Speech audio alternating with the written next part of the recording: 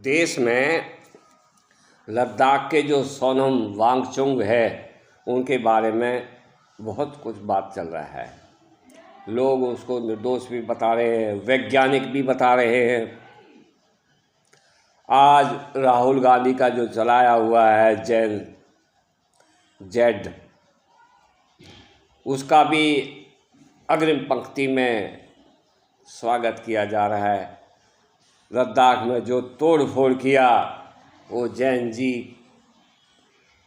का उपलब्धि बताया जा रहा है। एक तरह से वाह भाई, बहुत अच्छी बात है। लेकिन मैं एक और बात पूछता हूँ, अगर ऐसा था तो 2007 में सोनम वांगचुक के एनजीओ के खिलाफ कांग्रेस सरकार ने क्यों चिट्ठी लिखा था? क्यों उसको आगाह किया था भाई तुम्हारे एनजीओ का जो पैसा आ रहा है तो उसका मिसयूज कर रहा है? क्यों लिखा था भाई?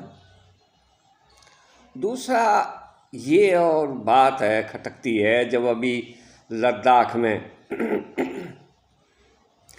जो हुआ, आगजनी हुई, उसमें जो लोग पकड़े गए हैं उसमें नेपाल से भी हैं, उसमें बंगाल से भी हैं। लद्दाख के लोग कम हैं जो पकड़े गए हैं। वो ऐसा क्यों भाई? जब वो जनता को भड़का रहा था कि श्रीलंका, नेपाल में जो हुआ, बांग्लादेश में जो हुआ, वो यहाँ इंडिया में भी होना चाहिए ऐसा ही, वो भी क्यों हुआ? जब 2007 में कांग्रेस उसको अच्छा नहीं समझ रही थी तो आज अचानक अच्छा कैसे हो गया? वो सवाल सोचो और आप लोग बताइए, ऐसा क्यों हो रहा है? ये लोग क्या कर रहे हैं? जबकि उसने 230 एकड़ जमीन हटाया हुआ था और उस पर कुछ भी नहीं बनाया था। वो जो सेना वहाँ सड़क बना रही है या अपने अड्डे बनाती है, उसका विरोध करता है। जो अध्यादेश नंबर 6 वो मांग रहा है, पूर्ण राज्य का दर्जा मांग रहा है। 3 लाख की आबादी में कौन सा राज्य है भारत में? और अगर उसको अध्यादेश जो 6 है वो दे दिया, आर्टिकल 6 दे दिया, तो कल को तो सेना की कार्रवाइयों में सेना जो रोड बना रही है और जो अपने ठिकाने बनाती है, वो पर ऑब्जेक्शन करेगा, बनाने नहीं देगा। दूसरा बात है, वो अपने भाषण में सीधा बोल रहा है कि हम चीनी आर्मी को, अगर भारत सरकार कुछ नहीं करेगी तो हम चीनी आर्मी को मार्गदर्शन करेंगे लद्दाख पर कब्जा करने के लिए। ऐसा कौन भारतीय बोलता है भाई? मैं ऐसा जो देश से प्रेम करता है वो कौन बोलता है? फिर भी आप लोग बोल रहे हो अब वो तो देशभक्त आदमी है, वो तो महान वैज्ञानिक है। कुछ समझो यार, ये देश को क्या कहाँ ले जाना चाहते हो आप लोग? सिर्फ सत्ता के लिए? सिर्फ आपको प्रधानमंत्री बनना है इसलिए? आप प्रधानमंत्री थे, मनमोहन सिंह 10 साल रहा, आप ही सुपर प्रधानमंत्री थे। आपकी हिम्मत थी कि अध्यादेश को आप जो कैबिनेट ने पास किया है उसको पत्रकार सम्मेलन में फाड़ सकते हो।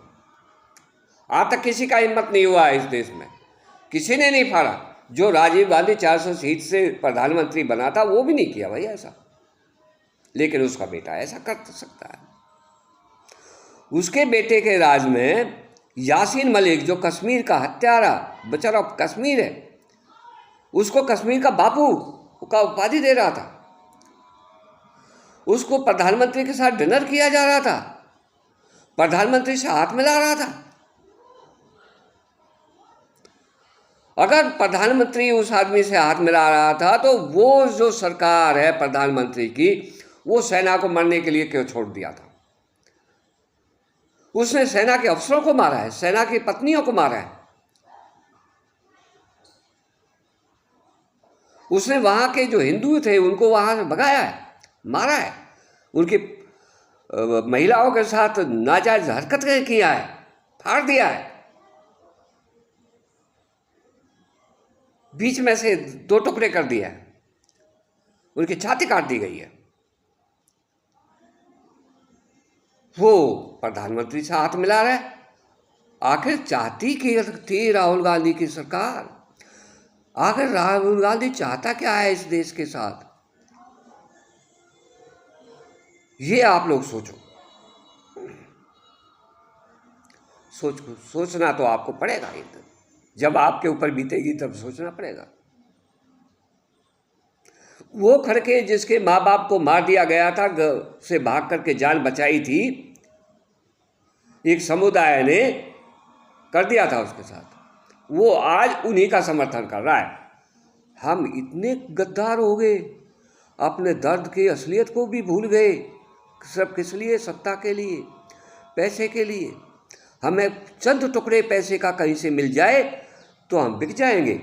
और बिक गया है ये जो वांगचुंग है, बिक गया है। कभी बांग्लादेश के प्रधानमंत्री से मिलता है, कभी पाकिस्तान जाता है, कभी श्रीलंका जाता है। चीन का खुलेआम समर्थन कर रहा है। भाई आप लोग सोच लो क्या है।